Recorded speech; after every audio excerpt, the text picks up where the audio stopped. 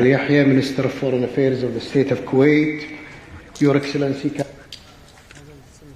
HRVP of the European Union, Your Excellencies, ladies and gentlemen, the Gulf Cooperation Council welcomes you to the second high-level forum on regional security and cooperation. We fully recognize the significance of this gathering tonight. The GCC views the EU as a strategic partner for peace and security. Together, as our two regions navigate turbulent times, that this partnership can set a standard of stability and shared security, which will help safeguard our shared prosperity. The geopolitical crisis we are witnessing has brought us to a critical juncture that demands a moral reckoning.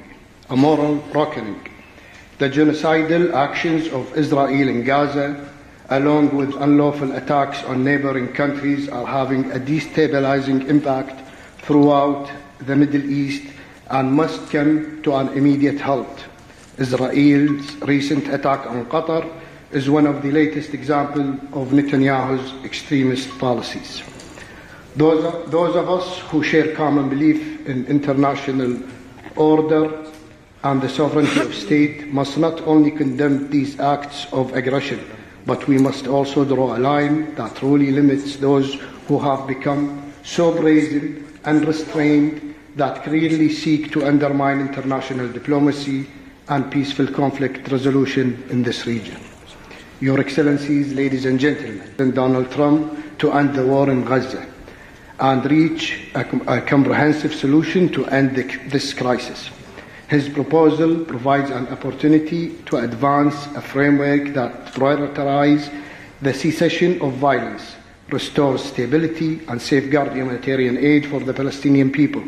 This initiative must not only address the urgent humanitarian catastrophe, but also lay down a credible pathway toward lasting peace grounded in international law and justice for the Palestinians.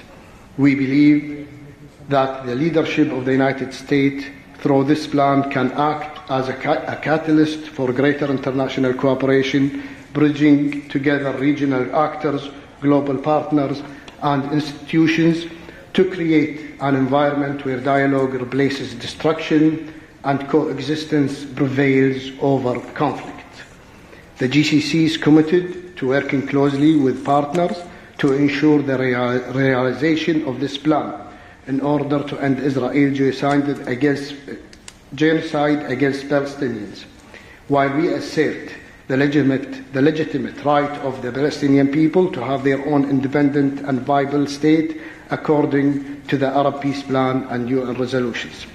Your Excellencies, ladies and gentlemen, the GCC vision for regional security stated objectives affirm the need for building strategic relationships and regional and international partnership to deal with sources of tension in the region and worldwide, including through GCC states' role in ensuring security of energy supplies and stability of oil markets, enhancing maritime security and freedom of navigation, and the need to preserve the non-proliferation regime.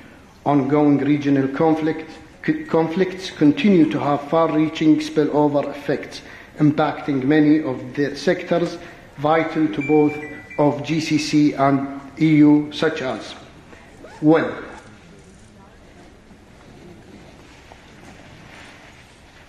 Three of the world maritime checkpoints are located in our region. Threats to these checkpoints disrupt international freedom of navigation across the world. 2. Energy and connectivity projects across continents rely on routes through this region. Many of the planned connectivity projects considered critical to Europe's energy security have been slowed down or even halted due to ongoing crises. 3. Investment by GCC states have played an important role in global economic development for decades. Many countries have come to rely on this investment. GCC investment has helped both developing nations and highly developed markets by underwriting critical infrastructure and building entire institutions in developing countries while at the same time serving as a source of energy security and financial stability to the developed world. Your Excellencies, ladies and gentlemen, the unresolved Iran nuclear file continue to threaten the region's security and risk an escalation into a broader war. This past June, the entire world experienced just how quickly unresolved regional security threats can escalate. Israeli attacks on Iranian nuclear site were not only a reckless escalation of the conflict, but have even deemed by experts across the world to have achieved little while complicating efforts to reach a resolution to the Iranian nuclear file and restore the IAEA ability to carry out its mandate on this issue. Indeed, as missiles flew across our region, the brinkmanship demonstrated by both sides risked the safety of millions of innocent civilians, the environment that we all rely on, and the security of the global economy. Iran must resolve questions surrounding its nuclear sites and facilities and halt high level of uranium enrichment. Your Excellencies, ladies and gentlemen, since the outbreak of the war in Ukraine, the GCC has adopted a position based on the principle of international law and the United Nations Charter to preserve the international order based on the approach of respecting the sovereignty and territorial integrity of states, non-interference in their internal affairs, and non-use of threat of force. The GCC also stresses that a peaceful settlement through dialogue and negotiation and non-military escalation is the only way to resolve the crisis.